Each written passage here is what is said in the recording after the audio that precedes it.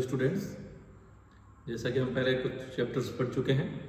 I am Kailash Ujjwal, PGT geography, KVBSA Pokhran from Jaipur region. आज हम secondary activity क्या होती है और सेकेंडरी एक्टिविटी में क्या कौन कौन सी एक्टिविटीज़ आती हैं और उसके अंदर क्या क्या कैरेक्टरिस्टिक्स उनकी उनको या उसका क्लासिफिकेशन, ये सब समझने का प्रयास आज हम आपके सामने करेंगे। तो सबसे पहले है secondary activities. All activities add value to natural resources by transforming raw material into valuable products are called secondary activity। जैसे खेत से हमने कॉटन पैदा किया, कॉटन को हम जब निकाला उसके बाद उस कॉटन को किस तरह से ले जाके हम धागे में चेंज करेंगे, धागे से फिर हम कपड़ा बनाएंगे, कपड़े से शर्ट बनेगा या पैंट बनेगी, जो भी बनेगा। इस पूरी प्रोसेस में जो लास्ट में जो शर्ट बनकर तैयार हुआ, ये जो प्रोसेस है कॉटन से शर्ट तक पहुंचने की, इसमें क्या हुआ, ऐड हुई वैल्यू। कॉटन की वैल्यू कम है, कॉटन से ज्यादा थ्रेड की वैल्यू है, थ्रेड से ज्यादा कपड़े की वैल्यू है, कपड़े से ज्यादा शर्ट की वैल्यू है। तो वैल्यू ऐड हो रही है। इस पूरी प्रोसेस को जिसमें वैल्यू ये ऐड होती रहती है, that process is known as industrial process. इसी इंडस्ट्रियल प्रोसेस को या इंडस्ट्रियल को क्या कहा जाता है, इंडस्ट्रियल सेक्टर को सेकेंडरी एक्टिविटी के नाम से जाना जाता है। यानी इसमें कुछ बनता है, कुछ मैन्युफैक्चर होता है, इसलिए कहा जाता है secondary activity add value to natural resources by transforming raw material into valuable products. Like cotton in the boll has limited use, but after it is transformed into yarn become more valuable and can be used for making clothes. Iron ore cannot be used directly from the mines, but after being converted into steel, it gets its value and can be used for making many valuable machines. तो जितनी भी industries हैं, जितने भी manufacturing units हैं, वो natural चीजों को लेती है रॉ मटेरियल के रूप में और उनमें वैल्यू ऐड करके उनको किसी फिनिश गुड्स में चेंज कर देती है। That process is known as industrial process. सारी की सारी इंडस्ट्रीज को हम किस में रखते हैं, सेकेंडरी एक्टिविटी में रखते हैं। अब आप देखिएगा सेकेंड यहाँ पे आपका manufacturing. Manufacturing involve a full array of production from handicraft to molding iron and steel and stamping out plastic toys to assembling delicate computer parts। एक ऑल पिन से लेके एक हवाई जहाज तक, सैटेलाइट्स तक बनाना, सारा का सारा काम कहीं न कहीं किसी न किसी इंडस्ट्री में होता है। तो ये जितनी भी इंडस्ट्री होती है वो मैन्युफैक्चर करती है। मैन्युफैक्चर यानी कुछ बनाना और वैल्यूएबल चीज बनाना। So it is called manufacturing industry या मैन्युफैक्चरिंग सेक्टर के नाम से भी इसको जाना जाता है। आज पूरी दुनिया मैन्युफैक्चरिंग के दम पे टुकी हुई है। सारी इंडस्ट्रीज जितनी भी कंट्रीज हैं, जो पहले अंडर डेवलप हुआ करते थे, अंडर डेवलप थे तो वो मोस्टली प्राइमरी एक्टिविटी किया करते थे। फिर जब वो थोड़ा डेवलप होना शुरू हुए तो उन्होंने क्या किया, वो सेकेंडरी सेक्टर की तरफ आए, और जो बहुत ज्यादा डेवलप हो गई तो वो टर्शियरी सेक्टर। तो ये हम सेकेंड स्टेज वाले पार्ट की तरफ है, इसको हम सेकेंडरी एक्टिविटी के नाम से जाना जाता है। अब आप देखिएगा characteristics of modern large scale manufacturing. बड़े बड़े प्लांट आपने देखे होंगे कुछ इस तरह के। अगर हम इस इंडस्ट्री की बात करें, इस तरह के प्लांट आपने देखे हो कभी? बहुत बड़े बड़े से प्लांट होते हैं, बहुत बड़ी चिमनी होती है उनकी, इतना अंधेरे में हो तो बहुत सारी लाइटिंग्स होती है, बहुत बड़ा बड़ा ऐसा स्ट्रक्चर देखने को मिलता है। ये मोस्टली लार्ज स्केल इंडस्ट्री होती है। कुछ ट्रेडिशनल लार्ज स्केल इंडस्ट्री होती है जिनमें ये थोड़ा ऐसा दिखता है, आसपास में थोड़ा जमीन पे दिखेगा काला सा जंग खाया हुआ सब कुछ लगेगा। मॉडर्न है, उनमें तो बाहर पता ही नहीं चलता कि अंदर इंडस्ट्री, क्योंकि बिल्कुल मॉडर्न तरीके से बनाई जाती है। तो ये मोस्टली लार्ज स्केल जो इंडस्ट्रीज होती है आपकी, इनमें आप देखिएगा इसके क्या क्या कैरेक्टरिस्टिक्स है। इनके कैरेक्टरिस्टिक्स अगर हम देखें तो सबसे पहला कैरेक्टरिस्टिक है इसका स्पेशलाइजेशन ऑफ स्किल और मेथड ऑफ प्रोडक्शन। जितने भी लार्ज स्केल इंडस्ट्रीज मॉडर्न वाले हैं, इनमें स्पेशलाइजेशन ऑफ स्किल है। एक व्यक्ति एक ही काम करता है, वो दूसरा कोई काम नहीं करेगा और वो रिपीटेटिव वही करता रहेगा लगातार। उसका एक ही काम है कि आपको, जैसे अगर हम कार बनाने की फैक्ट्री में बात करें तो एक व्यक्ति का काम है विंडशील्ड फिट करना, तो वो कार में सिर्फ विंडशील्ड ही फिट करेगा और वो दूसरा कोई काम नहीं करता। एक का काम है इलेक्ट्रिक वायरिंग करना, वो सिर्फ वायरिंग का काम करेगा। एक का काम है टायर फिट करना, वो सिर्फ टायर ही फिट करेगा। यानी वो वही काम रिपीटेटिव करते हैं, तो क्या हो जाता है, वो एक्सपर्ट हो जाता है। इसीलिए इसको क्या कहता है, स्पेशलाइजेशन ऑफ स्किल। वो अपने उस स्किल में स्पेशलाइज इतना हो जाता है कि उसकी स्पीड बढ़ जाती है, तो काम का टाइम कम हो जाता है। तो इससे क्या होता है, कॉस्ट घटती है। एक दिन में पहले एक आदमी 5 आइटम बनाता था, तो उसकी जब बहुत ज्यादा बार बार एक ही काम करेगा तो वो क्या करेगा, वो 10 आइटम कर सकता है। यानी पहले एक व्यक्ति कार में चार कार में ही टायर फिट कर पा रहा था 1 घंटे में, अब वो हो सकता है 7 बार कर पाए, तो उससे क्या होगा, प्रोडक्शन कॉस्ट घटती है। तो ये सब मैन्युफैक्चरिंग में बहुत ज्यादा होता है। तो specialisation of skill and method of production बहुत ज्यादा इंपॉर्टेंट होता है इसमें, मॉडर्न लार्ज स्केल इंडस्ट्री में। उसके बाद अगर हम सेकंड पॉइंट की बात करें तो मैन्युफैक्चरिंग इंडस्ट्री का सेकंड पॉइंट आपके यहाँ पर है मैकेनाइजेशन। आजकल जितनी भी मॉडर्न इंडस्ट्री है वहां मशीनें आती जा रही है। मोस्टली ह्यूमंस को हटाया जा रहा है मोस्टली लेबर से, और मशीनें बहुत सारा काम करती है। तो that is called mechanisation. Mechanisation में अगर हम समझने क्वेश्चन, mechanisation refer to using gadgets which accomplish task. Automation without aid of human thinking during the manufacturing process is the advanced stage of mechanization. Automation, automatic factories with feedback and closed loop computer control system, जिसमें CAD भी कहा जाता है, यानी यहाँ पे सारा काम कंप्यूटर कर रहा है। आपको सिर्फ कंप्यूटर को ऑन करना है, कंप्यूटर सारा प्रोसेस अपने आप से देखता है, कहाँ मिस्टेक है, कहाँ है, क्या बंद करना, कब चालू करना, क्या करना, कंप्यूटर से कंट्रोल हो रहा है। That is called automation. तो यही है मैकेनाइजेशन, यानी मोस्टली इंडस्ट्री जब लेबर की बजाय ऑटोमेशन की तरफ बहुत ज्यादा बढ़ रही है, दैट इज कॉल्ड, ये लार्ज स्केल इंडस्ट्री होता है, इसका स्मॉल स्केल इंडस्ट्री मोस्टली ये नहीं होता। और तीसरा जो है वो है इनोवेशन। लार्ज स्केल इंडस्ट्री के पास पैसा बहुत ज्यादा होता है, कैपिटल इन्वेस्टमेंट ज्यादा है। चूंकि कैपिटल इन्वेस्टमेंट ज्यादा है तो वो इनोवेटिव तरीके निकालते रहते हैं और नया तरीका निकालते हैं जिससे प्रोडक्शन कॉस्ट और कम हो जाए। क्योंकि कोई भी इंडस्ट्री सबसे पहला ध्यान उसका होता है प्रॉफिट मेकिंग का, और प्रॉफिट में कब ज्यादा होगा, जब प्रोडक्शन कॉस्ट कम होगी। प्रोडक्शन कॉस्ट कम करने के लिए वो नए नए इनोवेटिव आइडियाज ढूंढते रहते हैं, नए नए इनोवेटिव टेक्नोलॉजी लेकर आते हैं। That is called technological innovation. Technological innovation through research and development strategy are an important aspect of modern manufacturing industry। तो ये भी तीनों के तीनों आपके इसमें तीन हो जाएंगे।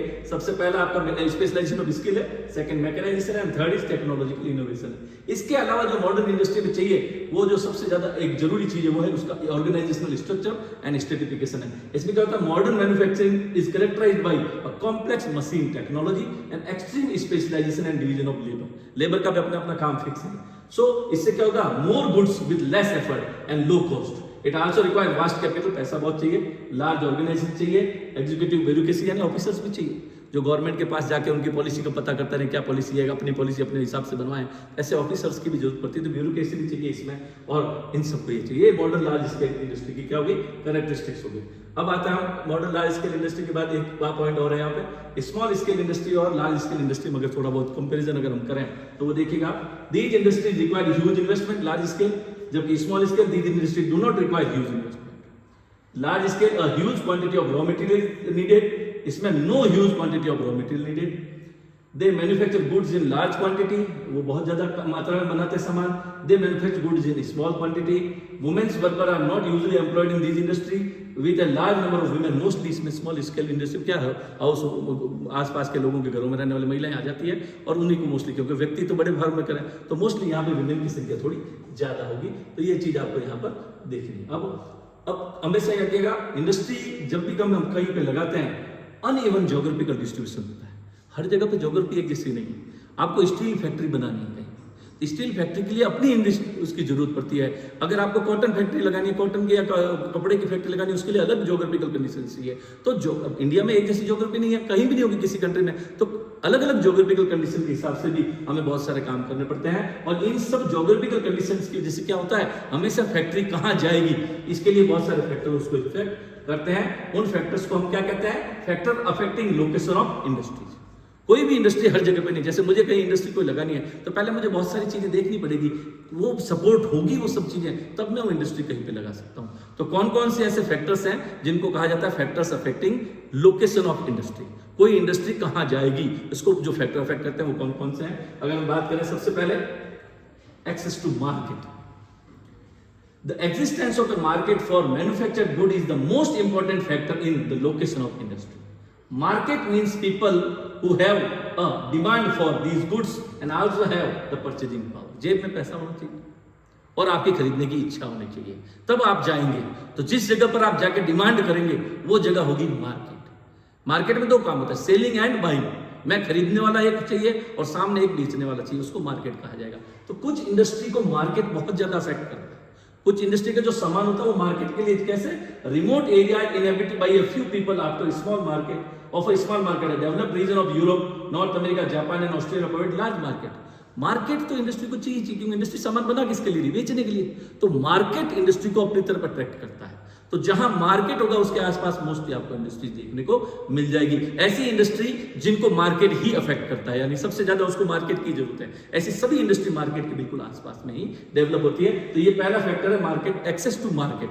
मार्केट उनको अपनी तरफ अट्रैक्ट करता है। तो the densely populated region of south and south east Asia है, ये एक तरह का पूरे वर्ल्ड के लिए मार्केट है। पूरा वर्ल्ड एशिया में आना चाहता है, इंडिया में आना चाहता है, क्योंकि लार्ज मार्केट है इंडिया का। सेकंड जो अगर बात करें हम, तो उसकी अगर हम बात करेंगे सेकंड में, तो आप देखिए सेकंड फैक्टर कौन सा है, बहुत इंपॉर्टेंट फैक्टर है सेकंड, ये देखिए आप access to raw material. Raw material कैसा आप यूज कर रहे हो उस पर भी डिपेंड करेगा कि आपकी इंडस्ट्री कहां जाएगी।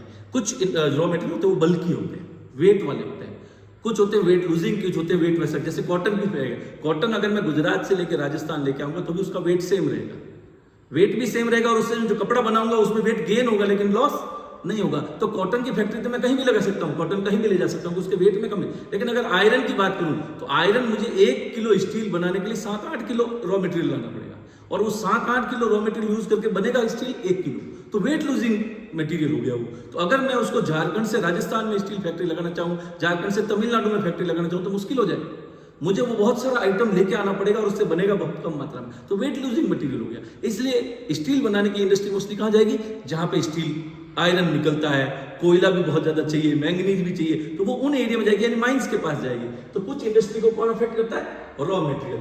Raw material used by industry should be cheap and easy to transport. Industries based on cheap, bulky and weight losing material are located close to the source of raw material. इसलिए मैंने कहा steel वाली वहां, लेकिन cotton की आप दूसरी जगह भी लगा सकते हो क्योंकि कॉटन में वेट लूजिंग नहीं होता। तो इस तरह से फिर दूध, और इसके अलावा जैसे शुगर इंडस्ट्री है वो खेत में ही जाएगी, क्योंकि शुगर में क्या है, गन्ना जो शुगर केन है वो खेत में जब लगाने के बाद काटा जाता है तो उसमें गन्ने की जो मात्रा होती है रस की वो धीरे धीरे सूखने लग जाती है। तो जितना दूर आप जाओगे रस की मात्रा कम हो जाएगी, उतना चीनी कम बनेगी, इसलिए वो इंडस्ट्री कहाँ चली जाती है, खेत में ही चली जाती है। खेत में सीधा गन्ना काटा, वहीं पे इंडस्ट्री लगा दी। इसलिए आप देखोगे यूपी में बहुत सारी फैक्ट्रियां खेतों के आसपास ही है, महाराष्ट्र में देख लो आप, गन्ना जहाँ होता है फैक्ट्रियां वहीं आसपास है। तो उनको फैक्ट्रियों को किसने अट्रैक्ट किया, रॉ मटेरियल अट्रैक्ट किया। तो इसको कहते हैं एक्सेस टू रॉ मटेरियल। ये एक और फैक्टर हो गया जो शुगर इंडस्ट्री, सीमेंट इंडस्ट्री, इनके लिए चाहिए होता है। तो ये सारा मटेरियल आ गया।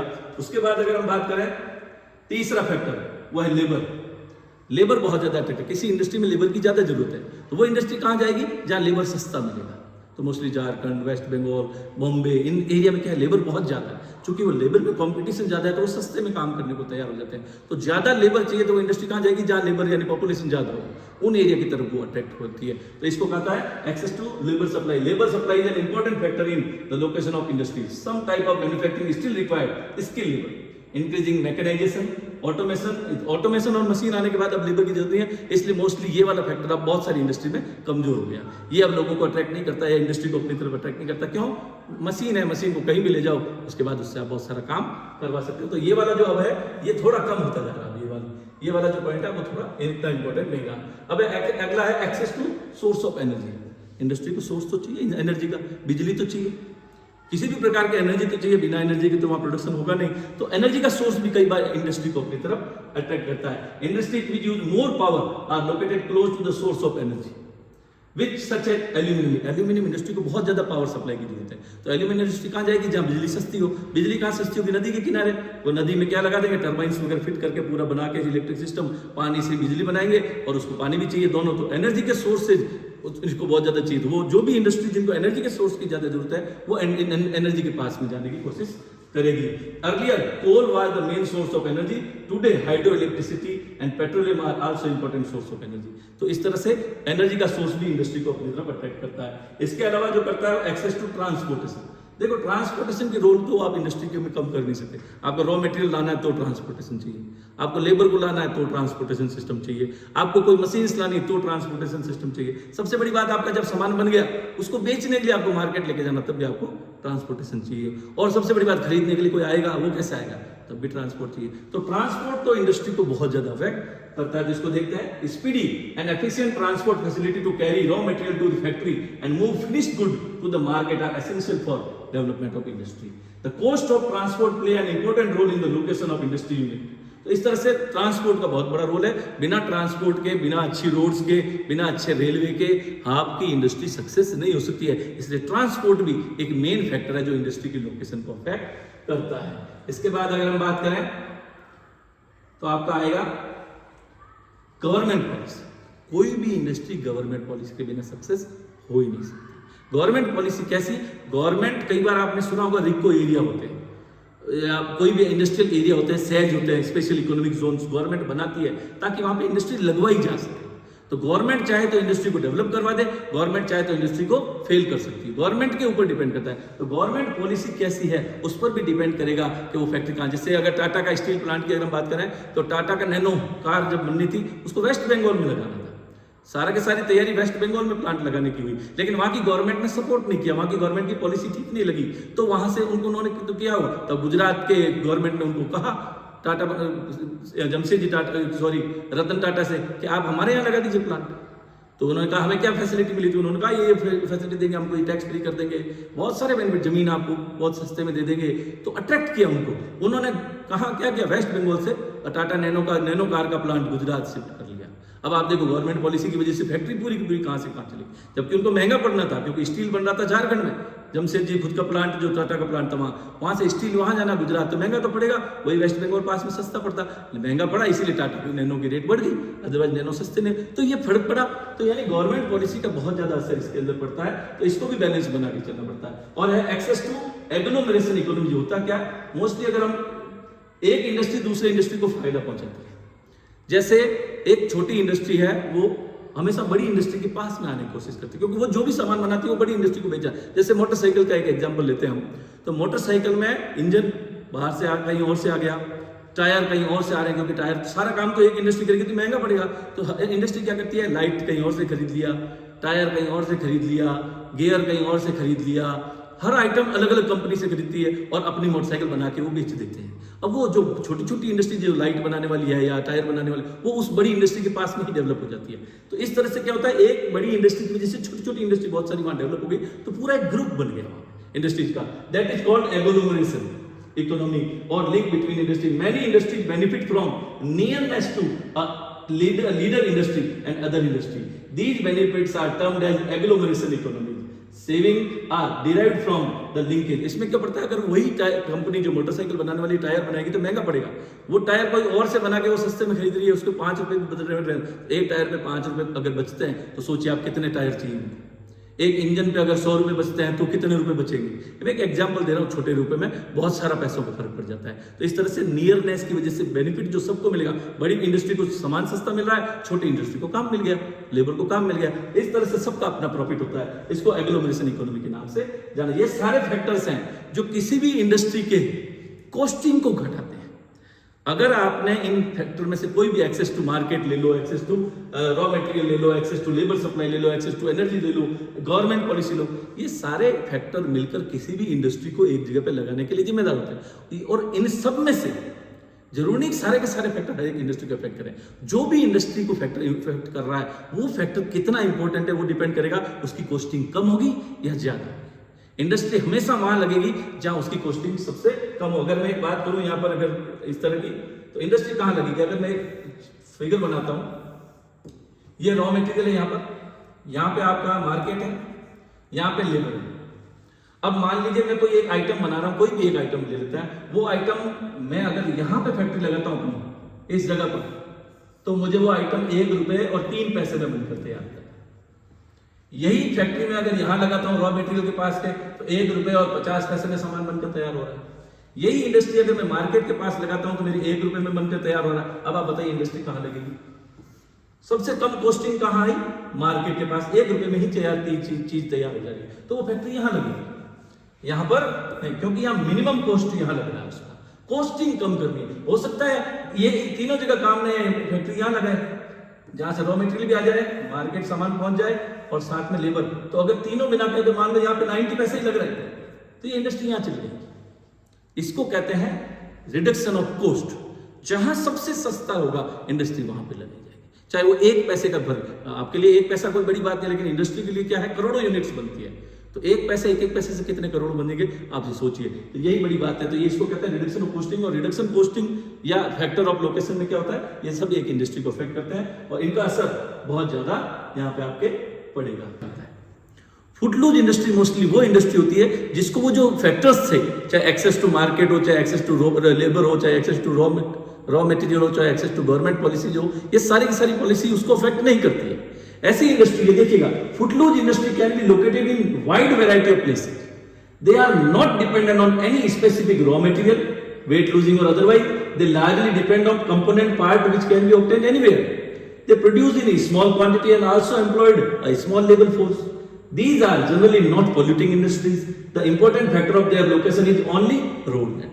रोड का अच्छा सा ट्रांसपोर्टेशन नेटवर्क चाहिए, इसको कहीं भी लगाया जा सकता है। तो ऐसी इंडस्ट्री को फुटलूज इंडस्ट्री कहते हैं, यानी इसको कोई भी स्पेसिफिक फैक्टर अफेक्ट नहीं करता, जहां आप चाहो इसको इंडस्ट्री को लगा सकते हो, बस रोड या रेलवे नेटवर्क आपको उसके आसपास हो जाना चाहिए। तो ये थोड़ा सा इसमें था। अगर क्लासिफिकेशन ऑफ मैन्युफैक्चरिंग इंडस्ट्री, अगर हम मैन्युफैक्चरिंग इंडस्ट्री को क्लासिफाई करें तो अलग अलग बेसिस पे हम इसको क्लासिफाई कर सकते हैं। सबसे पहले अगर हम बात करें इंडस्ट्रीज बेस्ड ऑन साइज। अब आप देखिए इंडस्ट्री की साइज कैसी है, साइज के बारे में हम पहले पढ़ चुके हैं। इंडस्ट्री साइज के आधार पर 3 प्रकार की होती है, सब हमने पढ़ा था। The amount of capital invested, number of worker employed and volume of production, यानी 3 चीजें आपकी यहां पे अफेक्ट करेगी सबसे ज्यादा। इसको ध्यान दीजिएगा इधर। Amount of capital invested first, second number of workers employed, ये आपका सेकंड पार्ट है, और the third one is volume of production. यानी ये 3 चीज या 3 फैक्टर डिसाइड करेंगे कि किसी भी इंडस्ट्री को किस नाम से, स्मॉल कहेंगे, लार्ज कहेंगे या कॉटेज इंडस्ट्री कहेंगे। तो ये 3 फैक्टर होते हैं। अमाउंट ऑफ कैपिटल, कितना रुपया उसके अंदर लगा है, नंबर ऑफ वर्कर, कितने एम्प्लॉय हो गए, और वॉल्यूम ऑफ प्रोडक्शन कितना है, determined by size of the industry. Accordingly industries में be classified into 3 parts, household industry, cottage, जिसको कॉटेज इंडस्ट्री कहते हैं, स्मॉल स्केल है, लार्ज। और यही 3 फैक्टर हर बार काम आएंगे कि रुपया कितना लगा है उसके अंदर, नंबर ऑफ वर्कर कितने काम कर रहे हैं, और तीसरा वॉल्यूम ऑफ प्रोडक्शन कितना काम कर रहा है। तो ये 3 चीजें यहाँ पे अफेक्ट करेगी आपको इंडस्ट्री को, किसी को भी। इसका एक ये चार्ट दे रखा है अगर आप सबको पता हो। अब हम इसमें बात करेंगे हाउस होल्ड इंडस्ट्री। सबसे पहले ऐसी इंडस्ट्री जो हाउस होल्ड इंडस्ट्री होती है, वो क्या होती है देखिएगा आप इसमें। It is the smallest manufacturing unit. The artisans are local raw material, use local raw material and simple tool. कोई टूल स्पेशल नहीं होगा, कोई बाहर से व्यक्तियों को बुलाया नहीं जाए, एक ही घर के लोग मिलकर एक छोटी सी इंडस्ट्री लगा लेते हैं, और मोस्टली एक ही घर के लोग मिलकर काम करते हैं। ज्यादा टेक्नोलॉजी भी नहीं है, ज्यादा पैसा भी नहीं है, घर के लोग ही मोस्टली मिलकर काम कर रहे हैं, इसलिए इसको कॉटेज इंडस्ट्री या हाउस होल्ड इंडस्ट्री के नाम से जाना जाता है। देखिएगा, तो एक तो रॉ मटेरियल बिल्कुल सिंपल यूज होगा, टूल्स सिंपल होंगे, विल हैव तो पहला पॉइंट क्या आ जाएगा इसमें, लोकल रॉ मटेरियल। अगर हम बात करें इसमें सबसे पहले आ जाएगा लोकल रॉ मटेरियल। दूसरी अगर बात करें सिंपल टूल्स। तीसरा जो चाहिएगा वो मोस्टली फैमिली मेंबर्स इसमें काम करेंगे, है ना। फिर दूसरा फिनिश प्रोडक्ट्स में भी for consumption of local market, mostly local market के लिए ही सामान बनाते हैं। इसका अगर आप ध्यान रखना इस बात, मोस्टली लोकल मार्केट के लिए, आसपास में बेचने के लिए बनता है। तो ये हाउस होल्ड इंडस्ट्री होती है। फिर और for better capital and transportation do not well much influence, तो इसके ऊपर ज्यादा इतना पैसा नहीं। जैसे आपने अगर हम बात करें हम इसकी कौन कौन सी ऐसी इंडस्ट्री होती है, देखिए आप, मटका बनाने वाली इंडस्ट्री होगी, टोकरी बनाने वाली इंडस्ट्री होगी, ये सब जो इंडस्ट्री है छोटी छोटी, ये सारी की सारी इंडस्ट्री मोस्टली क्या है, ये छोटी इंडस्ट्री है, हाउस होल्ड इंडस्ट्री है, घर के लोग ही मिलकर इन सामानों को बनाते हैं। तो ये सारी की सारी आपके छोटे हाउस होल्ड इंडस्ट्री में आ जाएगी। अगर हाउस होल्ड इंडस्ट्री के बाद अगर हम बात करें सेकंड, आप देखिएगा तो इसमें कौन कौन से आते हैं हाउस होल्ड, जो कॉटेज या हाउस होल्ड में देखिएगा आपने, ये यहाँ सारे लिखे हुए आपके articles from leather, pottery, bricks from clay, stone, gold smith make jewellery for gold, silver, bronze, some artefacts and crafts are made out of bamboo, wood obtained locally from the forest. तो इस तरह से local चीजें use करके mostly small scale. फिर अब ये था कॉटेज या हाउस होल्ड। अब है स्मॉल स्केल मैन्युफैक्चरिंग। यहाँ क्या होगा, पैसा भी यानी इन्वेस्टमेंट भी ज्यादा होगा, लेबर भी घर के लोगों से काम नहीं चलेगा, 8-10 लोगों से काम नहीं चलेगा, लेबर की संख्या भी ज्यादा होगी, 100 हो सकते हैं, 200 हो सकते हैं, यानी लेबर बढ़ जाएगा। बहुत सारे लोगों को उसमें यूज करते, ज्यादा भी नहीं लिमिट, लेकिन 100 वर्कर हो सकते हैं इसमें, है ना। तो वर्कर की संख्या बढ़ जाती है। और तीसरा जो था प्रोडक्शन भी बहुत ज्यादा, उसमें प्रोडक्शन थोड़ा सा, इसमें प्रोडक्शन ज्यादा है, लेबर ज्यादा है, और सबसे बड़ी बात इन्वेस्टमेंट भी इसमें थोड़ा ज्यादा। उसी के आधार पर हमने इनको साइड किया। Small scale manufacturing is distinguished from house hold industry by its production technique and place of manufacturing, यानी अब घर में सामान भी बनेगा। These type of manufacturing use local raw material also, simple power driven, यहाँ देखो आप थोड़ा सा फर्क आ गया, पावर ड्रिवन टूल भी इसमें थोड़ा सा यूज करना पड़ेगा। तो वही देखो ये मैंने सिंपल पावर ड्रिवन, यानी वहां पे बिल्कुल सिंपल टूल था, यहाँ सिंपल पावर ड्रिवन टूल है, मशीन से एंड सेमी स्किल लेबर लगेगा। It provide employment and raise local purchasing power, therefore countries like India, China, Indonesia, Brazil, इन कंट्रीज में मोस्टली इस small scale industry. Mahatma Gandhi एक बहुत अच्छी बात कहते थे कि भारत को किसी बड़े इंडस्ट्रियल प्लांट की जरूरत नहीं है, भारत में बड़ी बड़ी प्लांट्स नहीं लगने चाहिए। भारत एक ऐसा देश है जहां पे स्मॉल स्केल इंडस्ट्री या हाउस होल्ड इंडस्ट्री ही सक्सेस होनी चाहिए। क्यों? ताकि सब लोगों को काम मिल जाए। आज भारत में बड़े बड़े प्लांट्स आ गए हैं, इसीलिए बहुत सारे लोग बेरोजगार हो गए। तो ये ज्यादा पॉपुलेशन वाले कंट्रीज में ज्यादा बड़े प्लांट्स या मैकेनाइजेशन की जरूरत नहीं है, वहां पे house hold and small scale industry. तो स्मॉल स्केल इंडस्ट्री को हमेशा प्रमोट किया महात्मा गांधी जी ने, तो इस बात को आप करें। तो जहां ज्यादा पॉपुलेशन होती है वहां पे स्मॉल स्केल इंडस्ट्री को ही ज्यादा अच्छा माना जाता है। फिर आप देखिएगा लार्ज स्केल मैन्युफैक्चरिंग, हम पहले सारे इसके बारे में थोड़ी थोड़ी विशेषता तो हम पढ़ चुके हैं। Large scale manufacturing involve a large market. देखिएगा इसमें सब चीजें कौन कौन सी है। सबसे पहले तो क्या चाहिए, लार्ज मार्केट चाहिए। उसके बाद में वेरियस रॉ मटेरियल बहुत सारी तरह के चाहिए इसको, क्योंकि लार्ज है। एनॉर्मस एनर्जी चाहिए, बहुत ज्यादा एनर्जी चाहिए, यानी उसमें भी बहुत ज्यादा कॉस्टिंग आएगा। स्पेशलाइज्ड वर्कर चाहिए, वहां पे स्पेशलाइज नहीं चाहिए कहीं भी, दोनों में इसमें स्पेशलाइज्ड वर्कर चाहिए। एडवांस टेक्नोलॉजी चाहिए। असेंबली लाइन मास प्रोडक्शन, इसमें क्या होता है, असेंबली लाइन काम चलता रहता है। मान लीजिए कार बनाने की फैक्ट्री, तो कार का बहुत सारी असेंबली लाइन बना रखी है, अलग अलग कार की बॉडी बनेगी, वहां से बॉडी को असेंबली लाइन में डाल देंगे। फिर उसमें सेंटर होते हैं, centre number 1, centre 2, centre 3, centre 4, वहां हर वक्त लेबर खड़ा रहता है, अपना स्पेशलाइज्ड लेबर, उसको अपना काम करना। वो कार जैसे आगे जाएगी विंडशील्ड वाला विंडशील्ड बिल्ड करेगा, उसके बाद वो फिक्स टाइम में उतनी देर रुकेगी, फिर अगले पॉइंट पे चली जाएगी कार, वहां वाला टायर फिट करेगा, उससे अगले पॉइंट पे जाएगी वो इलेक्ट्रिसिटी फिट करेगा, उससे अगले पे जाएगी वो सीट फिट करेगा। सबका अपना काम फिक्स है, उसको कहते हैं असेंबली। यानी कार यहां से रवाना हुई और वहां कार बनकर बाहर निकल जाती है, that is called assembly line.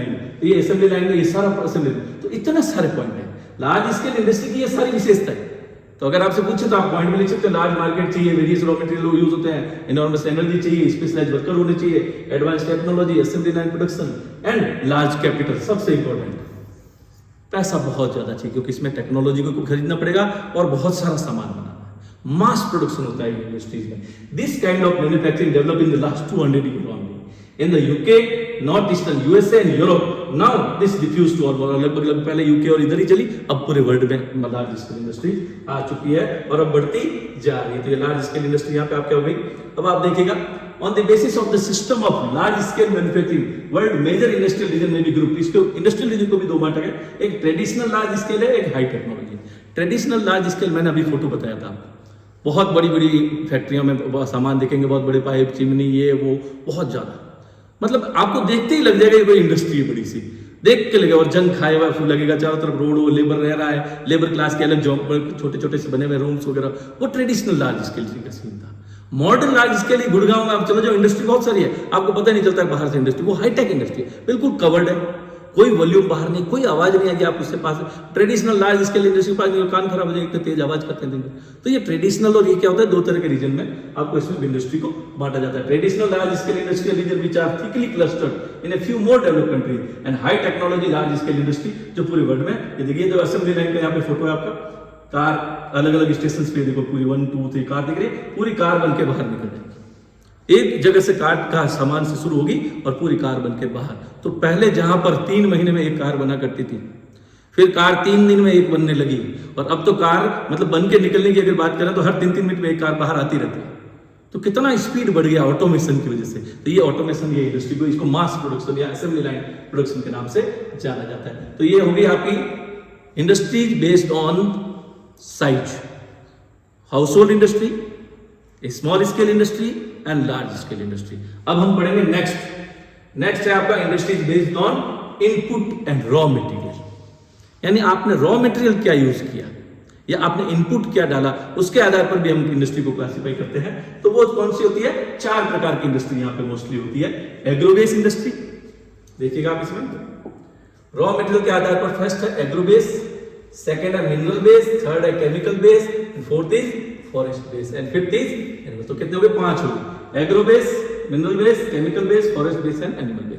क्या क्या है, सबसे पहले अगर हम बात करें एग्रोबेस इंडस्ट्री, इसमें रॉ मटेरियल कहां से आएगा, खेत से आएगा, एग्रीकल्चर से आएगा। जो भी इंडस्ट्री एग्रीकल्चर प्रोडक्ट को रॉ मटेरियल ग्रुप में इस्तेमाल करती है, उन सभी इंडस्ट्रीज को एग्रोबेस इंडस्ट्री कहते हैं। जैसे आपका चिप्स बनता है, आलू से बनता है, पोटैटो कहां उगेगा, खेत में, तो चिप्स बनाने की इंडस्ट्री क्या कहलाएगी, एग्रोबेस इंडस्ट्री होगी। पिकल, अचार बनाना, तो भी खेतों में उगाया जाएगा, आम वगैरह को खेत मतलब पेड़ों पे, वो भी खेती एक तरह की एग्रीकल्चर है, तो वो तो उसको भी है। तो ये सारे तो आप देखिएगा इसमें mostly agro processing involve the processing of raw material from the field and the farm into finished products in rural और urban market. Major agro processing industries are sugar industry, pickle industry, fruit juice industry, beverage, tea, coffee, cocoa, spices, oil, fat industry, textile industry जिसमें cotton, jute, silk या रबड़ industry, सब के सब agriculture से हमें मिलता है, तो इनको एग्रो बेस्ड इंडस्ट्री कहते हैं। नेक्स्ट इज फूड, इसका एग्जांपल है फूड प्रोसेसिंग इंडस्ट्री। ये फूड प्रोसेसिंग किसका आता है? ये भी एग्रीकल्चर इंडस्ट्री का एग्जांपल है कि खाने बनेगा, पीने की चीजें जितने भी बन रही है आपके चिप्स जैसे बने, वो भी फूड प्रोसेसिंग इंडस्ट्री है। चाहे आपका कुरकुरे खाते हैं आप, वो भी फूड प्रोसेसिंग इंडस्ट्री है। पिकल भी है फूड, ये सारी चीजें फूड प्रोसेसिंग इंडस्ट्री के तहत आती है। फिर फूड प्रोसेसिंग के बाद मतलब एग्रो बेस के बाद में आपका कौन सा आ गया?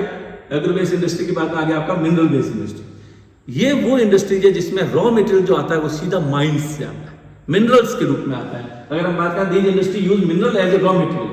Some industries are use ferrous metallic minerals which contain ferrous जिसमें आयरन होता है, उसको ferrous metals कहते हैं। तो आयरन होता है, such as iron and steel industry, ये एक mineral based industry है। And some use non ferrous metallic minerals such as aluminium, ये ferrous नहीं, इसमें आयरन नहीं होता। कॉपर इंडस्ट्री है, ज्वेलरी इंडस्ट्री है, ये मोस्टली नॉन फेरस यूज करती है। ये सारे मिनरल इंडस्ट्री है, इसमें मिनरल्स को रॉ मटेरियल के रूप में यूज करते हैं। पॉटरी इंडस्ट्री में भी सीमेंट या मिट्टी वगैरह होती है, सीमेंट इंडस्ट्री भी है, पॉटरी इंडस्ट्री भी है, ये भी क्या है आपकी, ये सारी आपकी मिनरल बेस है। देन है केमिकल बेस, आप नमक बनाते हैं घर में, नमक सभी खाते हैं, नमक भी कहीं बनता है, या तो समुद्र के पानी से बनता है या हमारे यहाँ लैंड पे राजस्थान में जैसे लेक्स हैं खारे पानी की, तो वहां से आपको जमीन में से नमक ऊपर आता रहता है, उससे नमक कम बनाते हैं। तो इस तरह से जो है वो सॉल्ट इंडस्ट्री जितनी भी है वो सारी केमिकल बेस्ड इंडस्ट्री है। तो इसमें क्या होता है, मोस्टली पेट्रोकेमिकल इंडस्ट्री है, सॉल्ट इंडस्ट्री है, सल्फर, पोटास, ये इंडस्ट्री जितनी है जो केमिकल्स को रॉ मटेरियल के रूप में काम लेती है, उनको हम केमिकल बेस्ड इंडस्ट्री कहते हैं। फिर इसके बाद में आपका आ जाएगा फॉरेस्ट बेस्ड इंडस्ट्री। आप जितने भी बेम्बू से जो आइटम बनते हैं या वुडन आइटम जो भी बनते हैं वो सारा कहाँ से आता है, वो फॉरेस्ट से आता है। तो मोस्टली आप देखिएगा इसमें the forest provide many major and minor product which are used as raw material. Timber for furniture industry, wood के बाद bamboo, grass for paper industry. यानी पेपर इंडस्ट्री किसमें आएगी, आप देखिएगा पेपर इंडस्ट्री एक फॉरेस्ट बेस्ड इंडस्ट्री। क्यों? पेपर बनाने के लिए वुड चाहिए, वुड पल्प चाहिए, वुड पल्प कहाँ से आएगा, वुड कहाँ से आएगा, फॉरेस्ट से। तो ये भी ध्यान रखिए, पेपर इंडस्ट्री किसमें आएगा, आपके फॉरेस्ट बेस्ड इंडस्ट्री में आ जाएगा। फिर नेक्स्ट है आपका एनिमल बेस्ड इंडस्ट्री। इसमें रॉ मटेरियल एनिमल्स से मिलता है। Leather for leather industry, wool for woollen textile obtain from animals. तो animal ivory is also obtain from the elephant tusk. तो ये सारी इंडस्ट्री जो है वो कौन सी है, एनिमल बेस्ड इंडस्ट्री है। तो इस तरह से ये किसके आधार पर बांटा हमने, ये हमने बांटा इनपुट कहां से आया या रॉ मटेरियल कहां से आया, उसके आधार पे हमने एग्रो बेस बांटा, एनिमल बेस बांट दिया, केमिकल बेस कर दिया, मिनरल बेस कर दिया, फॉरेस्ट बेस कर दिया। तो इस तरह से ये 5 इंडस्ट्री आपकी यहाँ पे हो गई। अब है अगला इंडस्ट्री बेस्ड ऑन आउटपुट। वहां इनपुट था ऊपर, इनपुट के आधार यानी इनपुट क्या आ रहा है, रॉ मटेरियल क्या आ रहा है, यहाँ पे आउटपुट यानी बन के क्या बाहर निकल रहा है। बन के क्या निकल रहा मतलब to have seen some machines and tools made of iron and steel. The raw material for such machines and tools is iron and steel. अब आप देखो आयरन एंड स्टील इंडस्ट्री कोई आइटम नहीं बनाती, सिर्फ आयरन एंड स्टील बनाती है। जैसे Tata iron and steel industry seats बनाती है लोहे की। अब वो सीट मेरे और आपके काम की नहीं है, यानी टाटा आयरन एंड इंडस्ट्री से सामान मुझे खरीदने की कोई जरूरत नहीं है, क्योंकि मुझे कोई वो चीज मेरे काम की नहीं है। तो उसको कौन खरीदेगा, उसको वो इंडस्ट्री खरीदेगी जो उससे आइटम बनेगी। जैसे टाटा आयरन ने स्टील की सीट बनाई, उसको आपका सेट वाली चादर बनाने का काम कोई एक इंडस्ट्री करेगी, उससे बर्तन बनाने का काम कोई दूसरी इंडस्ट्री करेगी। तो वो जो इंडस्ट्री वाला उसके पास जाएगा सामान खरीदने के लिए, मुझे Tata iron and steel industry के पास जाने की जरूरत नहीं है, मेरे वो किसी काम की नहीं है। मतलब मैं कंज्यूमर हूं, मेरा वहां कोई काम नहीं। उनका कंज्यूमर कौन है, उनका कंज्यूमर है दूसरी इंडस्ट्री। तो जो इंडस्ट्री अपने बने हुए सामान को दूसरे इंडस्ट्री को बेचती है, ऐसी इंडस्ट्री को बेसिक इंडस्ट्री कहा जाता है। पढ़ते हैं हम यहाँ पे, ध्यान दीजिएगा। Which itself an industry, the industry whose product are used to make other goods.